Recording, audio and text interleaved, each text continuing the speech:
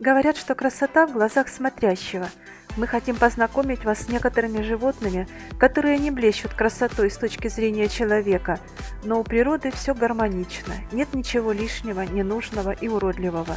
Смотрим, слушаем и стараемся принять этих существ такими, какие они есть. Миксин относят к низшим позвоночным животным. Из скелета у них есть только череп. Если верить исследованиям, за последние 300 лет миксины почти не изменились. При нападении хищника миксина выделяет огромное количество слизи и выскальзывает из пасти нападающего без ущерба для себя.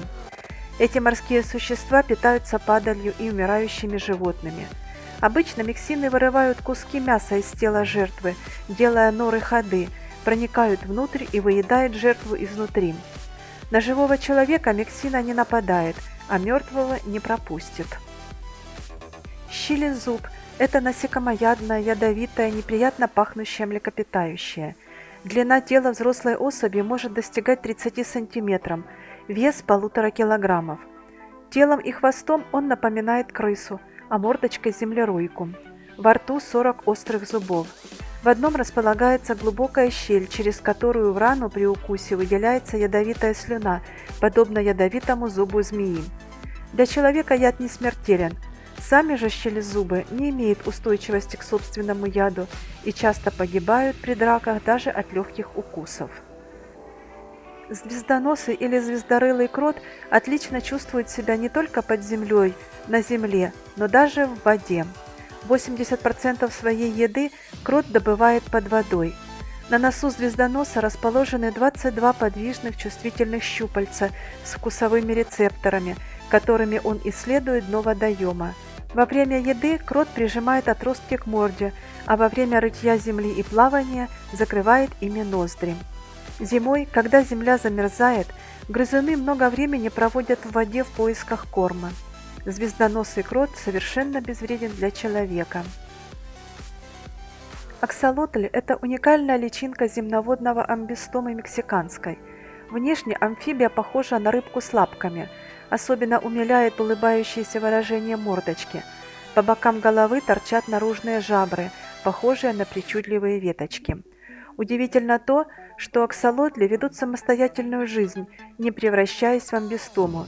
В 6 месяцев они становятся половозрелыми и начинают размножаться. Аксолотли могут дышать и жабрами, и легкими, в зависимости от испорченности воды. Эта амфибия – один из любимых объектов аквариумистов. Плащеносная ящерица имеет кожистую перепонку вокруг шеи, напоминающую плащ. У самцов он окрашен в яркие цвета, служит для устрашения, для привлечения внимания самок и для терморегуляции. Плащеносная ящерица ведет одиночный древесный образ жизни. На открытой местности у животного развилась своя система защиты. Завидев неприятеля, животное шипит, раскрывает свой воротник и поднимается на задние лапы. В случае чего плащеносная ящерица быстро убегает на задних конечностях, поддерживая равновесие при помощи своего длинного хвоста. Голый землекоп – это единственное млекопитающее, у которого температура тела адаптируется к температуре окружающей среды, так же как у рыб, пресмыкающихся и беспозвоночных. Шерстяного покрова почти нет, ушные раковины отсутствуют, хотя слух у них отменный от природы. Землекоп ведет подземный образ жизни, питаясь корневой частью растений, луковицами и клубнями. Мощные передние зубы помогают рыть туннели и бороться с врагами. Тело голого землекопа нечувствительно к боли и воздействию кислот. Морской черт – это крупные, малоподвижные донные рыбы с большой уплощенной головой, огромным ртом и большим желудком, относятся к семейству удильщиков. Тело покрыто кожистыми наростами, похожими на водоросли, куски корях и камни. На голове за глазами есть нарост со светящимся фонариком на конце. В ожидании добычи морской черт абсолютно неподвижен и даже удерживает дыхание, совершая вдохи через 1-2 минуты. И только фонарик на конце его луча удилища привлекает жертву. Эти рыбы обладают самым быстрым броском из всех животных – 1/6000 доли секунды. Мясо морского черта очень вкусное и пользуется большим спросом. Его готовят в ресторанах и подают как деликатес. Морские нетопыри – одни из самых забавных подводных обитателей, относятся к отряду удильщикообразных. Сходу бросаются в глаза выделяющиеся пухлые губы. Эти рыбы ведут одиночный образ жизни, передвигаясь по дну на лапах-плавниках. Плавают они редко. Для дополнительной маскировки морские нетопыри зарываются в грунт. Основу питания этих обитателей морского дна составляют небольшие рыбешки, мелкие ракообразные, многощетинковые черви, двустворчатые и брюхоногие моллюски. В пищу морской нетопырь не используется. Рыба-капля – бесформенный гелеобразный комок. Природа наградила это создание огромной головой, выпуклыми глазами, которые прекрасно видят в темноте, большим мясистым носом и широким ртом. У этой рыбы нет жесткого скелета, нет на теле ни единой чешуйки, полностью отсутствует мускулатура, а тело состоит из гелеобразного вещества, плотность которого меньше плотности воды.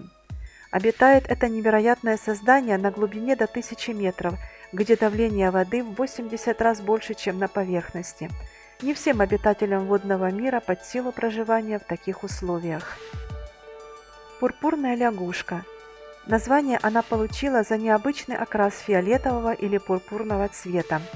Тело земноводного округлой формы, голова очень маленькая, заостренная мордочка окрашена в белый цвет. Маленькие круглые глазки практически ничего не видят, зато обоняние отменное. Эти создания только кажутся неуклюжими. Лиловая лягушка может вырыть нору глубиной в 3,5 метра за 3 минуты. Всю жизнь земноводная проводит под землей, выходя на поверхность только в сезон дождей на 2 недели для продления рода. Питается лягушка мелкими червячками, муравьями и термитами, просовывая мордочку в норки насекомых и при помощи рифленого язычка вытягивая их оттуда. Если вам понравилось наше видео, ставьте лайки, оставляйте комментарии и ваши пожелания и подписывайтесь на наш канал.